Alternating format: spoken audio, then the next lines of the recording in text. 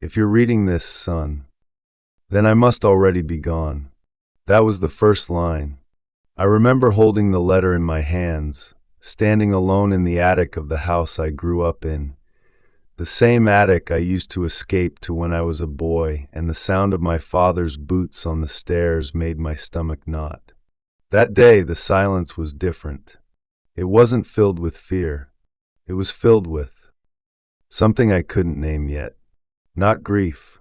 Not exactly. It had only been 4 days since we buried him. James Whitaker. U.S. Marine. Father. Stranger. The funeral had been exactly as he would have wanted. No fuss, no eulogies, no open casket. Just a flag on the coffin and a bugle in the wind. I stood there as his only son, stone-faced, unsure what I was supposed to feel. We hadn't spoken much in the last few years. Not because of a fight, but because, well, we just didn't. That was always the way with him. Afterward, I returned to the house to sort through what was left. A few tools, boxes of tax returns, military photos. And then I found the trunk. Tucked behind an old space heater and a pair of moth-eaten coats. It was unmarked except for a faint carving. DW. It took a minute for the rusty latch to give. Inside was a wooden box, no bigger than a bread loaf, locked but brittle with age. One gentle twist and it opened, revealing neatly stacked envelopes, yellowed, some torn at the edges, all addressed to me. None had been mailed. I picked the first one, dated September 18th, 1979. If you're reading this, son, then I must already be gone. His handwriting was uneven, like he'd struggled to get it all out. The letter was short, just a page, but it hit harder than anything I'd read in my life. He wrote about the night Mom died, how he didn't know how to grieve with a 15-year-old boy staring at him with her eyes. He said he shut down because it was the only way he knew to survive. He apologized for becoming a statue when I needed a man. I thought if I kept standing tall, you'd follow. But you just kept drifting away, and I didn't know how to call you back. That line broke something in me. Until that moment, I'd always assumed he didn't care, that the coldness in our house was just who he was. But here, buried in the attic, in a letter written decades ago, was something I had never imagined: regret. That night, I stayed in the house. I couldn't bring myself to leave. I made a fire in the old stone fireplace, the same one he used to sit beside reading the paper, and opened the second letter. It was my 16th birthday. I bought you a fishing rod. It's in the garage. Never gave it to you, because I didn't know if you'd want anything from me. I laughed bitterly. I remember that birthday. He hadn't said a word. No cake, no happy birthday. I thought he'd forgotten. Turns out, he hadn't. He just didn't know how to show up. The next letter was from 1982, the year we had the worst fight of our lives. I had come home late, reeking of cheap beer and rebellion. He stood in the hallway like a sentry, arms crossed, jaw clenched. Flashback, you think you're a man now? He barked, blocking the stairs. At least I'm not a ghost in my own house.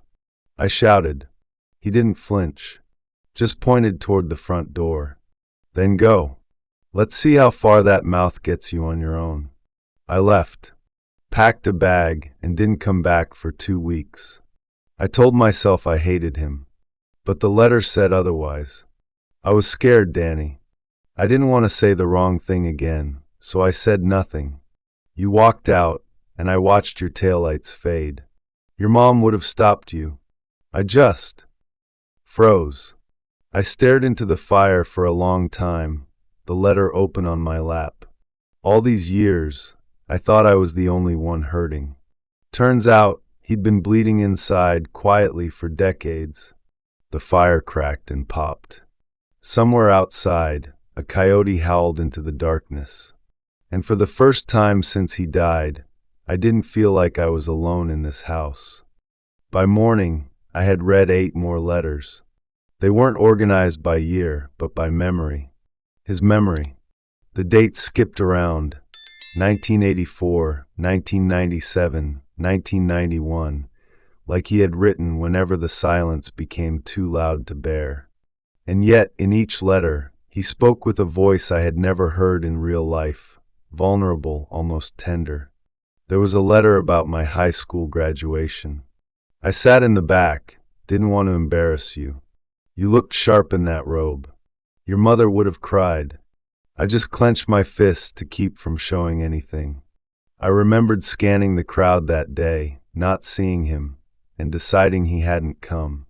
I'd gone home furious, slammed my bedroom door, and pretended I didn't care. But he was there. He had just hidden in the shadows, his version of love. Another letter was from 1992, the night I left home for good. That was the letter that shattered me. You didn't see me, but I followed you. I parked behind the Shell station off I-84. Watched your car all night. I knew I should have gone to you, told you I was sorry, but I didn't want to look weak. Weak. That word kept echoing through his letters like a curse passed down from his generation. He thought love had to be tough, that vulnerability was a crack in the armor. But reading those letters, I saw no weakness, only sorrow, and love so tightly wound it had nowhere to go. As I read, I saw flashes of myself, the short calls with my own son, the missed birthdays, the "I'm proud of you" that never quite made it out of my mouth. Had I become him? I didn't want the answer to be yes. The final letter I read that morning was undated. No salutation, just a single sentence scrawled in haste. Sometimes I wonder what kind of man you might have been. If I'd just learned how to hold you. I pressed the letter against my chest and let the tears come. Not just for him. For me. For all the years I let my own silence fill the spaces between my son and me. Then I did something I hadn't done in a long time. I called Michael. He sounded surprised. Hey, Dad. Everything okay? I didn't explain the letters. Not yet. I just said I was thinking of him. That I loved him. That I'd write to him soon. He was quiet for a moment, then said softly, "Okay. I'd like that." And for the first time in a long while, my father's voice wasn't the only one I heard echoing in this old house. The next morning, I walked the house like I was seeing it for the first time. Every creak in the floorboards, every smudge on the windows, every scuff on the doorframe where I used to lean as a teenager, all of it seemed to breathe with memory now. The letters had turned the house into something more than a structure. It was a vault. A living record of love that had been buried under silence for decades. I made coffee with the old drip machine, even though it sputtered like it might explode, and I sat on the porch looking out at the fog-covered yard. Somewhere beyond the mist, the old oak tree stood tall, the one my dad had planted when I was 5. I never understood why he picked that spot, right in the middle of the lawn. It always got in the way when I mowed. But that morning, I realized something. It stood right outside the living room window. He could see it from his chair. Maybe it reminded him of something. Or someone. Or maybe it reminded him of me. After breakfast, I went back to the attic. Not to dig, not to search, but to return. To stand where the truth had found me. I opened the box again, and carefully pulled out the last envelope I hadn't read. This one was different. It wasn't sealed. The paper was torn at the edges. The ink faded. It wasn't a full letter, just half a page unfinished. Dated only a week before he passed. Daniel, that was all it said for a few lines. Just my name. And then, I don't know if I'll ever get the courage to give you any of these. Maybe I waited too long. But tonight, with your mother's picture beside me in this house so quiet, I feel like I need to try. I made too many mistakes. Most of them by saying nothing. I wanted to protect you from my failures, but I think I only passed them on. You deserved a father who knew how to speak. I gave you one who knew how to endure. I could see the smudge marks on the lower edge of the page, water stains, maybe tears. The last line was scribbled in shaky, barely legible print. Thank you for being my son. You made my life more than duty. I didn't cry right away. Not this time. I just sat there with the letter resting on my lap and my palms open, as if I was waiting for something to fill them. But nothing came. Nothing except the realization that he had loved me all along. And not just loved me, but admired me. And I had never known. That's what silence does. It makes you assume the worst in the spaces where love tries to live. Later that afternoon, I stood in the hallway outside the room that used to be mine. I hadn't stepped foot in there in years. The posters were gone, the bed frame bare. But I remembered the night I slammed that door so hard the hinges rattled. Flashback, he was standing outside, quiet. I was 17, angry about something I can't even remember. Why are you always just standing there? I had snapped. He looked at me with tired eyes. I don't know what to say that won't push you further. Then don't say anything. And he didn't. For years. Until now. I ran my fingers along the doorframe, then walked into the room and sat on the floor. I took out a notebook, just one of the cheap ones I'd found in a box, and began to write. To my son. To Michael. Not a text. Not an email. A letter. I told him about his grandfather. About the box. About the silence that ran like a river through the men in our family, and how I wanted to dam it before it reached him. I told him I loved him. That I was proud of him. That I missed him more than I ever said. I filled 2 pages before I paused. And then I wrote a sentence that hadn't been written in our family for 3 generations. You don't have to earn my love. You've had it since the day you were born. That night, I sealed the envelope and placed it on the mantel. Not to be hidden in an attic. Not to be lost. To be mailed. I didn't expect him to show up. I mailed the letter on Monday. By Thursday night, he was in my driveway. Michael. My son. 37 years old. Sharp like his mother, guarded like me. I opened the front door, and there he was, holding the envelope in one hand and an overnight bag in the other. We stood there for a second, unsure of what to do next. Then he stepped forward and hugged me. Tight. It wasn't the kind of hug you give out of obligation. It was the kind that says, I heard you. We didn't say much that night. We sat by the fireplace, my fire, this time, sipping tea and listening to the wood crackle. Eventually he spoke. I didn't know about him, he said. Grandpa.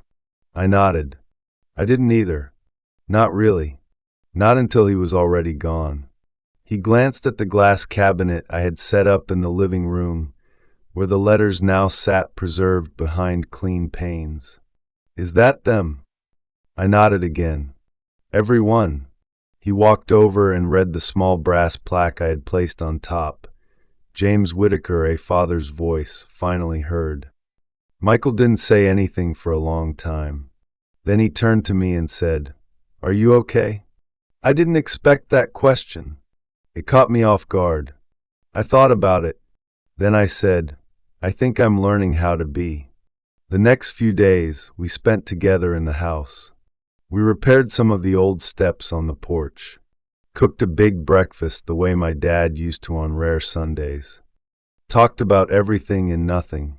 Before he left, Michael stood in the doorway and looked at me like he wanted to say something, but hesitated. Dad?